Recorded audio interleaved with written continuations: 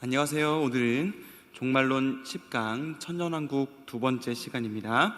제가 기도하고 시작하겠습니다. 하나님 아버지 감사합니다. 조금은 어려운 주제일 수 있지만 그럼에도 불구하고 천년 동안 그리스도와 함께 다스리게 되는 이 천년왕국에 대해 살펴보면서 예수님 안에서 우리에게 주어질 영광이 무엇인지 묵상하게 하시니 참으로 감사합니다. 보좌에 앉으셔서 우리를 다스리시고 또 자기 백성에게 함께 다스리는 그 은혜 주신 주님께 감사하며 주님의 통치를 더 깊이 알고 누리는 저희들 되게 하여 주시옵소서. 예수님 이름으로 기도하옵나이다. 아멘. 네, 오늘은 천년왕국 두 번째 시간인데요. 들어가기에 앞서서 지난 시간에 했던 내용을 간략하게만 좀 보시죠. 천년왕국이 무엇인가에 대해서만 잠깐 보도록 하겠습니다. 먼저 천년왕국은요, 요한계시록 20장 1절부터 7절까지의 말씀에 의거해서요, 사탄이 결박돼서 무적행에 있게 되는 그런 때, 즉 만국을 미혹하지 못하게 되는 그때 천년왕국이 도래하게 된다. 이 신자들이 천년 동안 예수님과 더불어 왕노릇하는 시간이 오고 이 천년왕국의 끝에 사탄이 잠시 풀려나서 최후의 미혹을 하게 된다는 것, 그래서 마지막에 사탄이 최종적으로 불못에 던져지게 되고 최후의 심판이 있게 된다라는 내용이었습니다. 천년왕국은 바로 이 시점, 즉 사탄이 결박되었다가 다시 풀려나기 이전까지 이루어지는 이 황금기적인 통치기간을 의미한다라고 말씀을 드렸습니다. 그런데 이 천년왕국이 이루어지는 시기, 장소, 그 의미에 대해서 조금씩 견해가 다르다고 말씀을 드렸어요. 크게는 이렇게 전천년설과 후천년설로 나누어집니다. 전천년설은요, 천년왕국 전 재림설이고요, 후천년설은 천년왕국 후 이후 재림설이다 라고 볼 수 있어요. 천년왕국이 예수님 재림 전에 있다고 생각하냐 아니면 후에 있다고 생각하냐에 따라서 크게 두 가지로 구분된다고 말씀을 드렸습니다. 그리고 전천년설은 다시 역사적 전천년설과 세대주의적 전천년설, 후천년설은 후천년설과 무천년설로 나눠진다고 했어요. 그래서 흔히 이 천년왕국설은 이 네 가지 논의를 다룹니다. 물론 이 네 가지 안에도요, 사실 조금씩 생각의 차이들이 있기는 하고요, 스펙트럼이 아주 다양합니다. 오늘 배울 세대주의적 전천년설도 세부적인 견해는 그 안에서도 조금씩 의견들이 충돌이 있고 나눠지기도 해요. 이 네 가지 중에 지난 시간에 무천년설, 후천년설, 역사적 전천년설 세 가지, 즉 정통신학에서 수용되는 입장들을 다뤄봤고요. 그리고 오늘은 세대주의적 전천년설을 다루기로 했었습니다. 세대주의는 역사적인 이 정통신학에서 잘 받아들이지 않는 견해이고요, 따라서 이 세대주의가 말하는 종말론이나 천년왕국론 역시도 받아들여지지 않고 오히려 많은 비판을 받게 된다는 것을 말씀을 드립니다. 방금 말씀드렸듯이 이 세대주의도 여러 갈래로 입장이 나눠져 있기 때문에 그걸 일일이 다 알려드리기는 힘들고요, 논의를 좀 한정하기 위해서 오늘 다루는 세대주의는 고전적인 세대주의라고 말하는, 그러니까 이 세대주의의 어쩌면 가장 표준적인 관점이라고 볼 수 있는 것, 이 세대주의에 대해서 다루도록 하겠습니다. 그래서 세대주의에 대한 모든 것을 다 다룰 수는 없고요, 우리는 지금 종말론을 하고 있으니까 종말론에 관련된 특히 천년왕국을 중심으로 다루도록 하겠습니다. 이 세대주의는요, 이 19세기, 그러니까 등장한 지가 채 200년이 안 된 신학이다라고 할 수 있어요. 영국의 존 넬슨 다비라는 사람이 세대주의의 창시자라고 보통 이야기를 하는데요, 이 세대주의의 핵심이 뭐냐면 세대를 구분짓는 겁니다. 세대를 구분짓는 것. 사실 여기서 말하는 이 세대라는 건요, 일종의 섭리, 경륜입니다. 즉 시대마다 하나님이 이 세상을 그리고 인간을 혹은 자기 백성을 다스리시는 그 섭리와 그 경륜이 조금씩 다 다른데, 그렇게 하나님이 그렇게 다스리시는 시대의 구분이 총 7개가 나누어진다라고 볼 수 있어요. 무제시대부터 양심시대, 인간통치시대, 약속시대, 율법시대, 은혜 혹은 교회시대, 그리고 천년왕국 시대라고 이야기하는 것이죠. 그러니까 지금 현재는 그들이 은혜의 시대다, 교회의 시대다라고 이야기하고 곧 천년왕국 시대가 올 것이다라고 주장하는 것이 바로 이 세대주의자들입니다. 근데 이 존 넬슨 다비라는 사람의 영향을 많이 받은 사람이 바로 스코필드라는 사람입니다. 미국의 사이러스 스코필드라는 사람, 이 사람이 유명한 해설 성경을 하나 남겼는데요, 바로 1909년에 미국에서 나온 스코필드 관주 성경입니다. 이 관주 성경에 달린 해설은요 아주 널리 보급이 됐고요, 그래서 세대주의적인 관점도 많이 좀 알려지게 됐습니다. 그 모든 해설을 다 살펴볼 수는 없지만 이 종말론과 관련된, 특별히 이 요한계시록만 봐도 아주 독특하게 해석을 하는 경우를 볼 수 있는데요, 아주 대표적으로는요, 예를 들자면 이 요한계시록 2장 3장, 우리 최근에 주일 오전 예배 때 설교로 듣고 있지 않습니까? 이 2장 3장의 소아시아 7교회 이야기, 이 이야기를요 어떻게 해석하냐라는 겁니다. 우리는 이 7교회가 당시에 실제로 있었던 7교회이고, 이 7교회는 모든 시대 모든 교회들의 모습을 압축적으로 반영하고 있다라고 생각합니다. 그런데요, 세대주의자들은 그렇게 생각하지 않습니다. 세대주의는 계시록 2, 3장의 이 7교회를요 역사 속에서 교회가 이 7교회의 단계를 거치게 될 것이다. 그러니까 7교회 중에 제일 처음 나오는 에베소 교회는 초기의 교회의 모습이 반영된 역사를 보여주는 것이고, 그리고 마지막 라우디게아 교회는 교회 시대 역사 중에 마지막 시기에 교회의 모습이 반영된 역사를 보여주는 것이다 라는 거죠. 즉, 이 계시록 2장 3장은 교회 시대를 압축해서 간추려 놓은 것이다 라고 그들은 주장을 합니다. 그러면 2장 3장 다음에 계시록 4장 5, 6, 7, 8, 9, 10 쭉 이어지는 19장까지 이어지는 내용은 과연 무엇을 의미한다고 그들은 주장할까요? 바로 이 교회 시대가 끝나고 나면은 공중으로 재림하시는 그 예수님께 신자들이 먼저 들려서 올라가게 되는 휴가가 있다. 계시록 4장에 나오는 그 천상의 예배를 그들은 그렇게 주장을 하는 것이죠. 신자들이 들려 올라가게 된다. 그리고 그 휴거 시점부터 시작되는 7년 대환란기가 있는데, 그 7년 대환란을 묘사한 것이 바로 19장까지의 내용이다. 그들은 그렇게 주장합니다.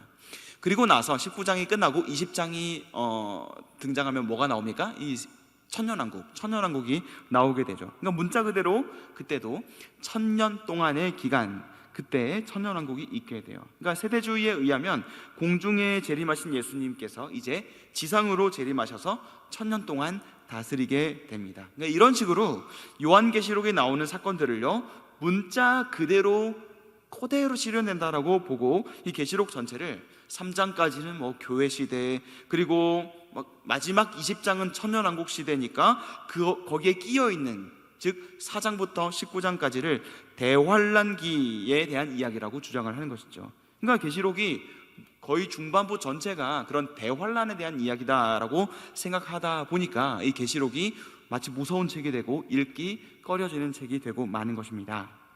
그렇다면 이 세대주의의 관점 중에서 특히 천년왕국, 즉 세대주의적 전천년설은 어떠한 견해인가를 살펴보겠습니다. 말씀드렸듯이요, 이 세대주의는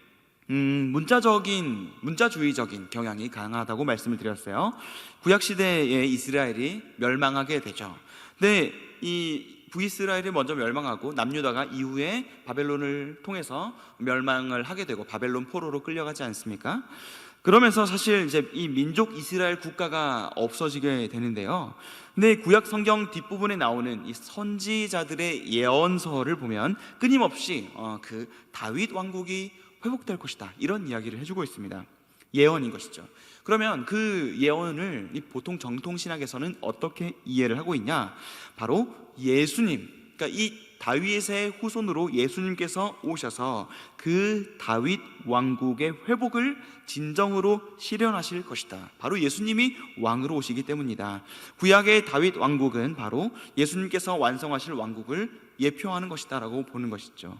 물론 그 예수님께서 이루시는 나라는 영적인 나라요, 그 나라가 가시적으로 눈에 보이게끔 실현되어 나아가도록 교회를 세우셔서 그 영적인 나라가 이 땅, 교회 가운데서도 부분적으로나마 드러나고 실현되도록 다스리시는 것이 바로 예수님의 다스림이에요. 예수님이 이루시는 나라죠. 그 나라는 이미 우리도 경험하고 있는 거예요.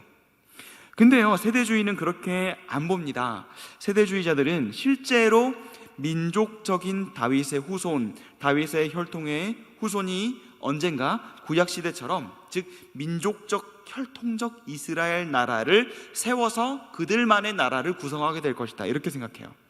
그러니까 성경의 예언서에 나오는 다윗 왕국의 회복, 이스라엘 회복을 그런 식으로 보는 거죠. 특히 선지서에는 다윗 왕국이 이루어지고 그 나라에서 제사도 회복될 것이다, 성전도 회복될 것이다, 이러니까 이 제사도 문자 그대로 피 흘림의 제사, 그 제사를 다시 드리게 될 거라는 거죠.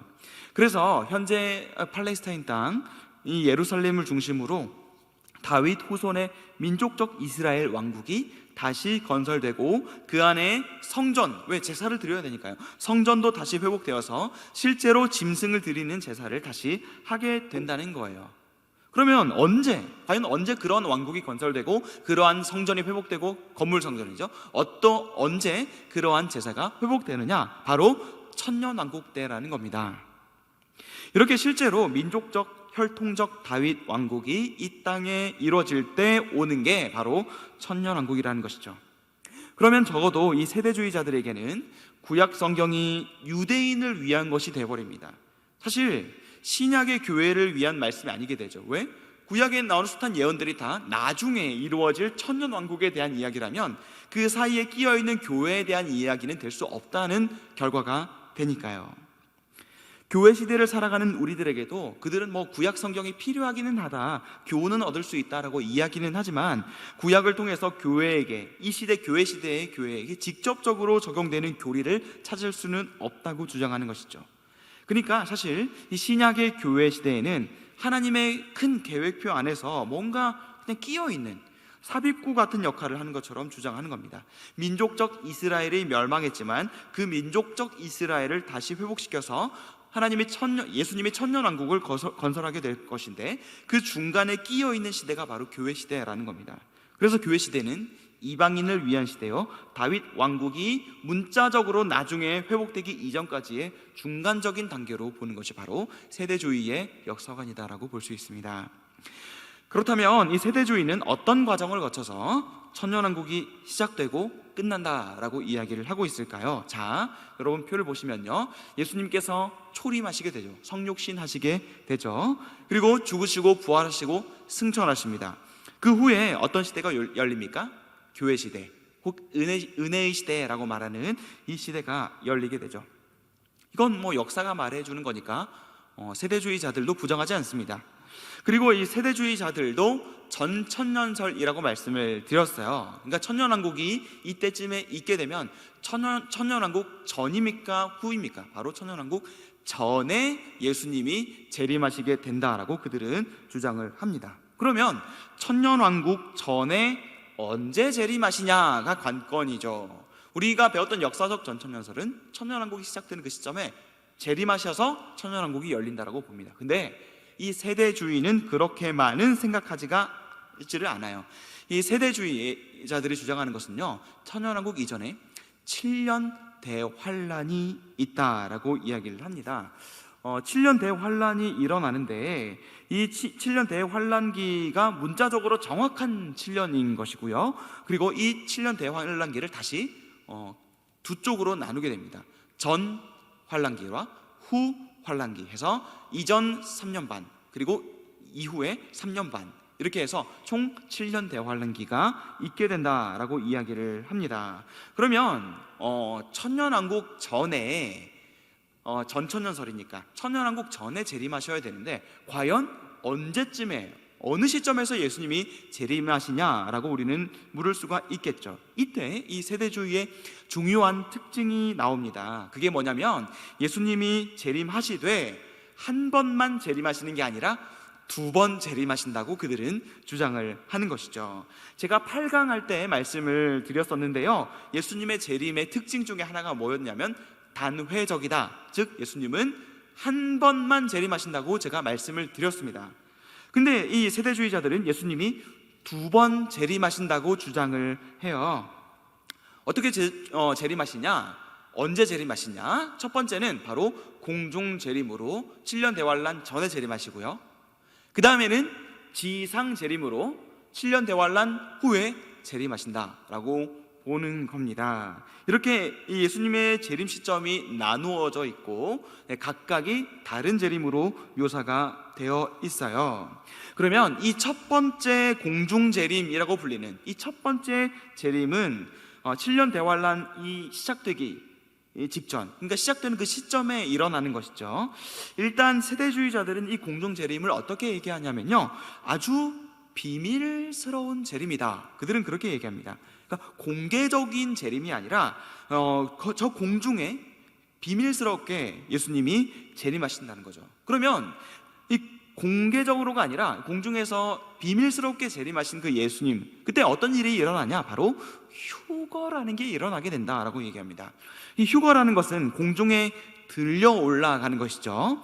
그러니까 순간적으로 신자들이 순간적으로 변화돼서 순간적으로 공중에 재림하신 예수님께로 올라가게 되는 이 휴거를 그들은 주장을 하죠. 이미 예수님을 믿고 죽은 성도들은 그 몸이 부활하게 되고 그때 이 땅에 살고 있었던 그 신자들은 휴거가 된다라고 주장을 하는 겁니다. 그럼 휴거된 신자들은 거기서 뭘 하냐? 바로 이 땅에서 7년 대환란이 있는 동안에 공중에서는 공중 재림하신 예수님을 휴거된 신자들이 맞이하여 7년 동안 어린 양의 혼인 잔치를 벌이게 된다라고 보는 것이죠. 그때 동안에 휴거되지 못한 불신자들은 뭘 하냐? 바로 지상에서 7년 대환란기를 겪게 된다라고 주장합니다. 이 땅에 남은 불신자 그룹, 그리고 예수님을 배척하고 믿지 않았던 혈통적 유대인 그룹이 이 대환란기를 통과하게 된다라고 보는 거죠. 물론 이 7년 대환란기를요, 세대주의자들이 제가 말씀드렸듯이 3년 반 이렇게 둘로 나눈다라고 얘기했어요. 그래서 전 3년 반, 후 3년 반 중에 전 3년 반은 아주 극심하게 어려운 시기는 아니에요. 이 전 3년 반 때는 주로 어떤 일이 일어나냐면 지상에 남아있는 유대인들이 바로 이때 회심하게 된다, 회개하게 된다, 예수님을 믿게 된다라고 주장을 합니다. 그 유대인들의 대대적인 회심으로 인해서 또 많은 사람들도 예수님을 믿게 되는 시기를 바로 이 전 3년 반의 시기다라고 생각을 해요. 그리고 그들은 후 3년 반 시기도 설명을 하는데 어떻게 하냐?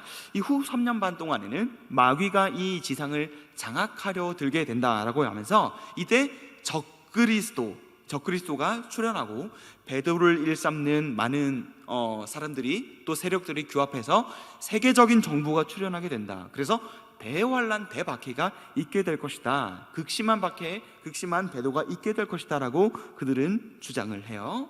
이때 이제 신앙 고백을 하는 이 유대인들이 박해를 받고 또 전 3년 반에 이전에 회심한 사람들도 크나큰 박해를 당하게 된다라는 겁니다. 이때는 짐승의 표, 흔히 666이라고 일컫는 그 표로 매매하게 되는, 즉 그 표를 받은 자만 삶을 지속할 수 있고 그렇지 않으면 생존이 불가능할 정도의 박해가 뒤따르게 된다는 것이 바로 그 시기가 후 3년 반 시기다라고 볼 수 있습니다. 그래서 많은 믿는 유대인들과 믿는 이방인들이요, 이때 이 환란기에 자기의 신앙을 지키고 또 자기의 신앙을 증거하기 위해서 순교하게 된다라고 주장을 해요. 거의 그러니까 순교를 통해서만 자기의 믿음을 입증할 수 있을 정도로 대대적인 환란이 도래하게 된다라고 그들은 보는 것이죠. 그리고 후 3년 반이 지나고요, 7년 대환란기가 끝나게 되면은 공중에서 혼인잔치가 끝나게 되고 예수님의 두 번째 재림이 이루어지게 됩니다. 그림에 나오듯이 바로 지상 재림인 것이죠. 예수님이 지상에 재림하셔서 악의 세력과 대결을 벌이게 되는데 이게 바로 아마겟돈 전쟁이고요, 이 전쟁 때 적그리스도가 멸망당하게 되고 사탄은 무적행에 1000년 동안 결박을 당하게 됩니다. 이때 비로소 천년왕국이 열리게 되는 것이죠. 이때 구약시대의 성도들, 주로 민족적 이스라엘에 속한 자로서 구약시대에 속한 사람들, 그들이 부활을 하게 돼요. 너무 복잡해서 그리지는 않았지만, 그래서 살아있던 유대인들의 대다수도 그리스도께 돌아오게 됩니다. 그래서 처음에 이 천년왕국에 들어가는 멤버들은요, 다 신자들이에요. 그런 문제는요, 이 기간이 너무 길잖아요. 문자적으로 1000년입니다. 1000년. 이 1000년의 기간이 아주 길고, 처음에 예수님을 믿었던 그 천년왕국 초기 멤버들이 자식을 낳을 거 아닙니까? 자식을 낳고 또 후손이 대를 이어가면서 예수님을 믿지 않게 될 수도 있다라고 세대주의자들은 주장을 합니다. 이 점이 좀 의아하죠. 사실 문자적인 의미에서 예수님이 이 땅에 오셔서 왕좌에 앉으셔서 완전한 통치를 실행하심에도 불구하고 그 왕국 안에 불신자가 생겨날 수 있다라는 거를 말하니까요. 더군다나 실제로 예루살렘이라는 도시, 바로 그 도시에 실제로 건물 성전이 세워지고 실제로 제사가 드려진다라고 주장을 하죠. 언제요? 천년왕국 때요. 예수님이 통치하시는데 왜 굳이 건물 성전이 필요한지, 또 성전을 만들어서 제사 드리는 게 왜 필요한지 분명하진 않지만, 그들은 그게 구약에 회복될 거라고 말하는, 그러니까 일단은 구약 성경에서 선지자들이 성전이 회복될 것이다, 제사가 회복될 것이다 라고 말하고 있으니까 그거 문자 그대로 성전과 성전에서의 제사가 그대로 실현된다고 그들은 보는 겁니다. 물론 그 제사는 속죄제가 아니라 예수님을 기념하는, 왕이신 예수님을 기념하는 뭔가 기념제 같은 제사의 형식, 그런 성격을 가지게 될 거라고 그들은 보긴 하지만, 어쨌든 제사를 드린다고 그들은 생각을 하는 것이죠. 근데 이제 이 천년왕국의 끝 무렵에 가게 되면요, 천년왕국 시기에 다시 생겨난 불신자들이 있다고 했잖아요. 그들이 왕국에 대한 반란을 일으키게 됩니다. 이때 곡과 마곡 전쟁이 일어나게 된다는 것이죠. 마지막 전쟁이에요, 이게. 이 시점에 무적행에 결박되어 있던 마귀가 잠시 노임을 받고 그 불신자들과 힘을, 세력을 규합해서 대대적인 전쟁을 일으키는 겁니다. 그러나 그 전쟁은 예수님의 승리로, 또 그들의 패배로 완전하게 끝나고 맙니다. 그래서 사탄은 불못에 던져져서 영원한 심판을 받게 되는 것이죠. 그리고는 악인들이 부활을 하게 돼요. 불신자들이 부활하게 돼요. 이전에는 의인들, 그러니까 성도들이 부활했다면 언제요? 휴거 시점일 때. 그리고 이 두 번째 부활에서는 불신자들이 부활하게 된다는 것이죠. 여기서 부활이라는 것은 죽어서 남아있는 그 영혼들이 다시 몸과 결합된다는 의미예요. 영혼과 몸이 연합된다는 뜻이 바로 이제 부활입니다. 부활의 뜻이죠. 그리고 그 불신자의 부활이 있고 나서 백보자 심판이라고 말하는 최후의 심판이 있게 됩니다. 재판장이신 그리스도 앞에 부활한 모든 사람들, 그러니까 뭐 신자든 불신자든 간에 막론하고 모든 사람들이 바로 그리스도 앞에 서게 되는 것입니다. 이때 부활한 모든 신자들, 곧 성도들은 새하늘과 새 땅에 가게 되고, 부활한 모든 불신자들은 영원한 형벌을 받게 되는 것이죠. 여기까지가 세대주의적 전천년설의 대략적인 내용입니다. 사실 제가 설명한 것과 같이 적을 게 더 많은데, 그나마 좀 비교적 간단하게 표현한 것이 바로 이런 도표다라고 볼 수 있어요. 이 세대주의적 전천년설을 보면 사실 역사적 전천년설과 비슷한 측면이 좀 있습니다. 일단 뭐 전천년설이라는 점에서, 그러니까 천년왕국 이전에 예수님의 재림이 있다라고 주장하는 면에서는 뭐 똑같죠. 그리고 문자주의적인 성경 해석 방법을 고수하는 것도 역시 두 가지가 비슷합니다. 또 전천년설은 둘 다 역사적이든 세대주의적 전천년설이든 다 부활을 둘로 나눠서 얘기한다는 거예요. 의인이 부활하는 시점이 먼저 있고, 그 다음에 악인이 부활하는 시점이 있다, 이렇게 따로 둬서 천년왕국 이전에 의인이 부활하고, 그 다음에 천년왕국 이후에 악인이 부활한다 라고 보는 점은 좀 유사한 측면도 있습니다. 그러나 그럼에도 불구하고 우리가 이 역사적 전천년설은 받아들일 수 있되 세대주의적 전천년설을 받아들일 수 없는 이유가 무엇인가, 이 부분을 살펴보고 마치도록 하겠습니다. 일단은요, 이 7세대로 구분하는 것, 충분하지 않은 근거를 들어서 이 세대를 잘게 쪼개가지고 하나님의 백성을 다루시는 방법들이 각 시대마다 다 다르다고 주장을 해버리는 거죠. 그러나 성경은요, 일관되고 약속의 말씀을 주시고 오직 은혜와 믿음으로만 구원을 받는다는 것, 유대인과 이방인과 상관없이 하나님의 나라를 이루게 된다는 것, 역사적 전천년설은 이 점을 분명하게 견지를 하고 있어요. 그러나 세대주의는 그렇게 보지 않고 시대를 지나치게 분리시키고 유대인과 이방인을 처음부터 끝까지 엄격하게 나눠버리는 그런 역사관을 가지고 있다는 점에서 우리는 그 견해를 받아들일 수가 없다는 것이죠.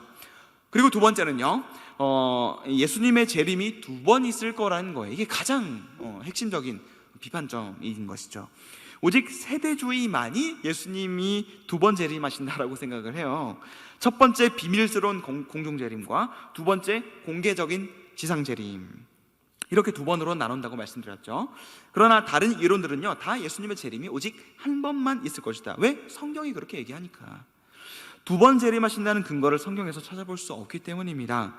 역사적 전천연설도요, 예수님이 공중에 재림하신다라고 얘기해요. 공중에 재림하셔서 성도들이 들려 올라가게 되고, 그리고 공중에 재림하신 그 주님이 자신을 맞이한 성도들과 함께 내려와서 지상을 통치하게 된다라고 이야기를 합니다. 그러니까 이 모든 공중에 재림하시고 지상으로 내려오시기까지의 이 과정을 1년의 한 과정으로 봄으로써 이 역사적 전천연설은요, 예수님의 재림을 두 번이라고 주장하지 않아요. 그러나 세대주의는 다르다는 것이죠. 세대주의는 공중 재림하고 그 다음에 7년 반 뒤에 지상 재림한다는 설을 받아들이고 있으니 우리는 그것에 동의할 수 없다는 얘기입니다. 그리고 그러다 보니까요, 이 세대주의는 휴거설에 대해서 강력하게 주장을 하면서 뭔가 비밀스러운 예수님의 재림과 비밀스러운 휴거를 너무 어필을 합니다. 예수님 잘 믿은 성도들이 대환란을 겪을 리가 없다. 그러니까 대환란을 겪지 않으려면 어떻게 되냐? 바로 뿅 하고 올라가야 된다. 그렇게 주장을 하는 거예요. 이것이 뭘 조장하냐면, 휴거가 되면 좋은데 비밀스러운 휴거가 되지 않아 버리면 어떻게 되냐, 이런 공포를 조장한다는 것이죠. 세대주의가 주장하는 첫 번째 공중 재림 때 비밀스럽게 휴거되지 않으면 어떻게 돼야 되겠어요? 결국에는 이 땅에 남아서 7년의 대환란기를 겪어야 하니까요. 그래서 적그리스도와 그 무리들이 행하는 가장 극심한 박해와 핍박을 당하게 되니 얼마나 두렵겠어요. 그러니까 그런 일이 없을 거라는 얘기죠, 신자들은. 그래서 믿어야 된다라는 얘기를 강력하게 주장을 합니다. 대표적으로 소설 혹은 영화로도 나온 이 Left Behind라는 이 소설이 바로 이런 이야기를 담고 있습니다. 이 제목은요, 말 그대로 뒤에 남겨진, 그러니까 이후에 남겨진 이런 겁니다. 그러니까 휴거받지 못한 채 남아있는 사람들에 대한 이야기예요. 그러니까 갑자기 자고 일어나니까 내가 아는 사람들이 없는 거예요. 근데 내가 아는 사람들뿐만 아니라 전 세계의 수많은 사람들이 갑자기 뿅 하고 사라진 겁니다. 휴거가 된 것이죠. 그리고 지상에 남아있는 사람들이 대환란을 겪게 되는 그러한 이야기를 그려주고 있는데요, 정말 그러한 모습들, 이러한 주장들을 볼 때 우리는 믿음이 무엇인지에 대해서 좀 생각을 해보게 됩니다. 우리는 그리스도를 사랑하고 주님을 소망하고 또 주님을 그러한 소망 가운데 신뢰하고 믿게 되는 것이 바로 우리의 믿음이 아니겠습니까? 그게 아니라 이 세대주의 같은 경우는요, 마귀와 적그리스도의 끔찍한 지배로 일어나는 이 대환란에 대한 공포심, 그래서 이 대환란을 안 겪으려면 휴거돼야 되는데 예수님이 나를 안 데려가시면 어쩌나, 휴거시켜주지 않으시면 대환란을 겪게 될 텐데 어떡하냐 하는 두려움, 이 두려움이 동기가 되어서, 공포심이 동기가 되어서 신앙을 갖게 하는 것이죠. 믿음을 그런 식으로 묘사하는 건데, 이런 부분에서 제가 봤을 때는 균형을 잃어버렸다라고 보인다는 것입니다. 다음으로, 그러다 보니까 적그리스도와 전쟁을 치러야 되겠죠, 그렇죠? 그리고 인내하고 싸워야 되겠죠. 그러니까 특히 이제 물리적인 싸움을 하는 거예요. 세계 대정부가 들어오고 적그리스도가 있고 이러니까 실제로 전쟁이 일어난다고 보는 거예요. 그러니까 대환란 시기의 신앙생활의 모습을 그러다 보니까 지나치게 전투적이고 좀 폭력적으로 많이 묘사를 하기도 한다는 겁니다. 그래서 요한계시록에서 대적과 싸우는 우리들의 모습도 세대주의는 어떻다고 말씀드렸죠? 요한계시록 4장부터 19장까지 요한계시록의 중간의 대부분을 대환란기로 묘사한다고 말씀드렸죠. 그러니까 이 요한계시록에 나타나 있는 모든 싸움을 지나치게 전투적인 모습으로 그려놓는다는 거예요.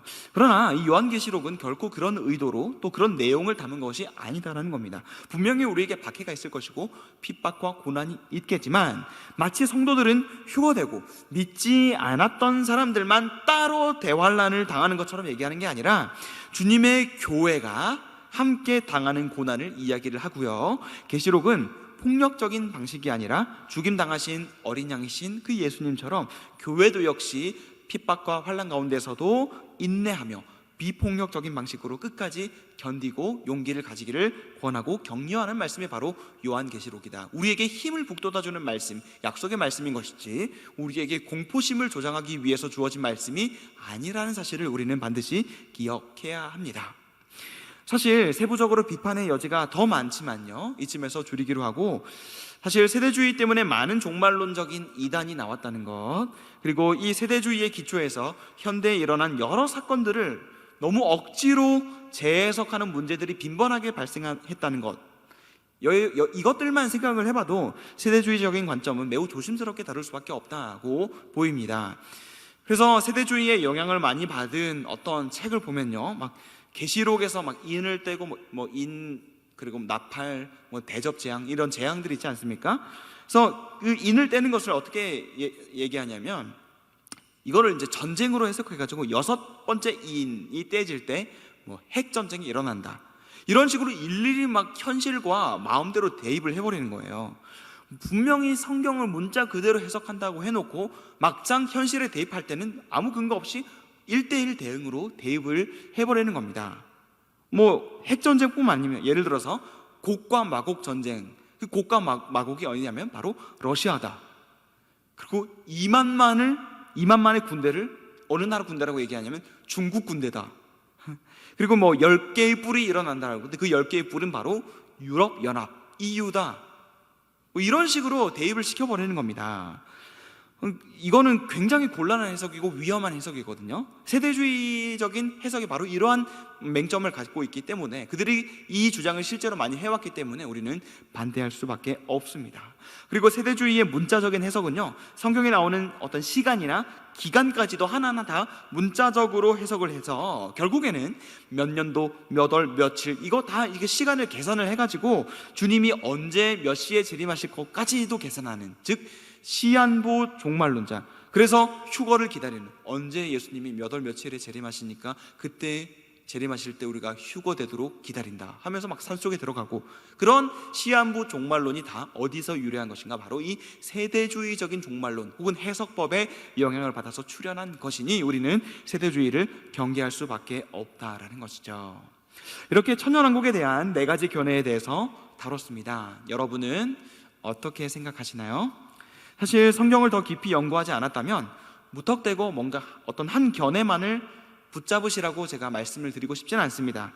그러나 다만 오늘 다룬 주제였던 이 세대주의적 전천년설은 성경이 지지하지도, 교회의 역사가 지지하지도, 그리고 우리 교단 신학이 지지하지도 않는다는 사실을 여러분들 분명히 할 필요가 있을 것 같습니다. 그래서 혹여나 세대주의적인 전천년, 분명히 우리나라에 많이 유입이 됐고 널리 퍼졌기 때문에 여러분들도 전체는 다 모르시더라도 일정 부분 들어오신 내용일 겁니다. 그러나 그것은 성경적이지 않은 내용들이 굉장히 많다는 점, 지금 오늘 이 시간부터 기억하시기 바랍니다. 천년왕국의 기간이 정말 천년인지 아닌지, 혹은 천년왕국이 천상에서 이루어지는지 지상에서 이루어지는지, 언제 있게 될지에 대한 생각은 물론 각각 다르지만 확실한 것 하나는요, 예수님께서 자기 백성을 사랑하셔서 예수님 당신과 함께 통치하실 그 나라를 이루시게 된다는 겁니다. 비록 이 세상에서 교회는 여전히 연약하고 환난을 당하나 주님께서 말씀하셨죠. 담대하라, 세상을 이기었다. 이 말씀 붙잡고 두려움이 아니라 소망을 품고 살아가는 성도님들 되시기 바랍니다. 그리고 이 천년왕국 주제를 통해서요, 우리가 모든 걸 다 알 수는 없지만 이제는 어떤 견해들이 있구나, 전천년설이고 천년설이 있구나, 그리고 그 안에 4가지 견해가 있구나 하는 것을 대략으로라도 파악할 수 있게 된다면 어느 정도 이 강의의 수확이 있지 않을까 생각이 됩니다. 이것으로 천년왕국 주제의 강의를 모두 끝내기로 하고요, 제가 기도하고 오늘 강의를 마무리하도록 하겠습니다. 하나님 아버지, 감사합니다. 우리가 환난을 당하고 또 그 환난이 극심해도 담대할 수 있음은 주님이 세상을 이미 이기셨고 주님께서 사랑하시는 교회를 끝까지 지키실 것을 우리가 믿기 때문입니다. 끝내는 주님과 함께 왕노릇하게 될 것까지 약속되어 있으니 이제 어떤 다른 이설에도 흔들리지 아니하고 분별력을 가지고 주님의 오심을 대망하며 사는 저희들 되게 하여 주시옵소서. 예수님의 이름으로 기도하옵나이다. 아멘.